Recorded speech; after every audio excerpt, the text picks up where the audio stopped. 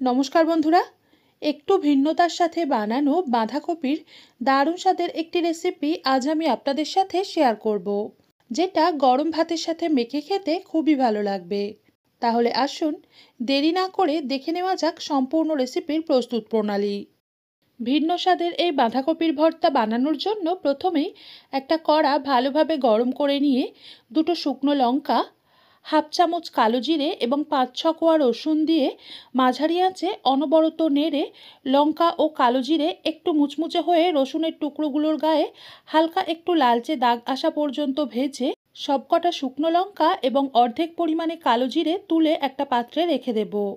তারপর কড়াইতে 1 চামচ মতো সর্ষের তেল দিয়ে কিছুক্ষণ ভেজে নেওয়ার পর রসুনের টুকরোগুলো এরকম একটু লালচে হতে শুরু করলে এর মধ্যে 300 গ্রাম এইভাবে কুচিয়ে রাখা বাঁধাকপি, পরিমাণ মতো নুন ও হাফ চামচ হলুদ গুঁড়ো দিয়ে মিশিয়ে নেব।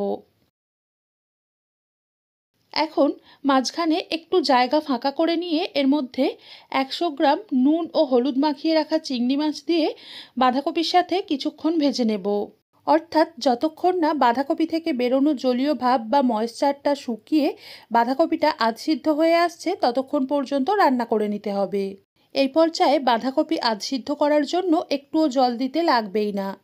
বাঁধাকপি থেকে বেরোনো জলীয় ভাব বা ময়েশ্চারেই ভালোভাবে আধসিদ্ধ হয়ে যাবে। আপনারা চিংড়ি মাছগুলোকে এই পর্যায়ে না দিয়ে যখন কড়াইতে সর্ষের তেল দিয়েছিলাম তখন তেলটা গরম হয়ে এলে প্রথমে চিংড়ি মাছগুলোকে দিয়ে 1 থেকে 1.5 মিনিট নেড়ে একদম হালকা করে ভেজে নেওয়ার পর বাঁধাকপি দিয়েও একই পদ্ধতি অনুসরণ করে এই রেসিপি বানাতে পারেন। সেক্ষেত্রে চিংড়ি মাছগুলোকে কিন্তু অতিরিক্ত লালচে বা মুচমুচে করে ভেজে নিলে হবে না, একদমই হালকা করে ভাজতে হবে, তবেই এর ফ্লেভার ও স্বাদ দুটো ভালো হবে। প্রায় 5 মিনিট ভাজার পর আপনারা দেখতেই পাচ্ছেন বাঁধাকপি থেকে বেরোনো জলীয় ভাব বা ময়েশ্চারটা অনেকটাই শুকিয়ে এসেছে।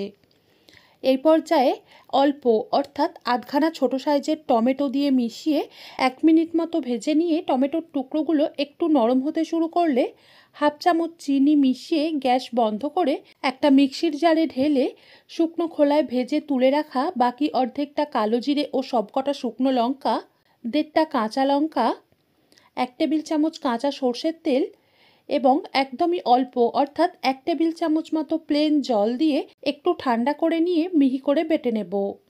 এবার এর মধ্যে আরও একটু সর্ষের তেল গরম করে নিয়ে বেটে রাখা বাঁধাকপির মিশ্রণ দিয়ে মাঝারি আঁচে অনবরত নেড়ে 4 থেকে 5 মিনিট সময় ধরে এটাকে একটু ভাজা ভাজা বা শুকনো শুকনো করে নেব। এই পর্যায়ে মিশ্রণটাকে যত ভালোভাবে ভাজা হবে ততই এর স্বাদটা বাড়বে। প্রায় 5 মিনিট পর এখন আপনারা দেখতেই পাচ্ছেন যে মিশ্রণটা একটু ভাজা ভাজা বা শুকনো শুকনো হয়ে এসে একটা জায়গায় জড়ো হয়ে মণ্ডে পরিণত হচ্ছে। তার মানে বুঝে নিতে হবে যে রেসিপিটা একদম রেডি হয়ে গেছে। এবার নুন ও মিষ্টির স্বাদটা চেখে দেখে অ্যাডজাস্ট করে নিয়ে গ্যাস বন্ধ করে একটা সার্ভিং প্লেট বা বাটিতে নামিয়ে নিয়ে গরম ভাতের সাথে পরিবেশন করুন অসাধারণ টেস্টি এই বাঁধাকপির ভর্তা।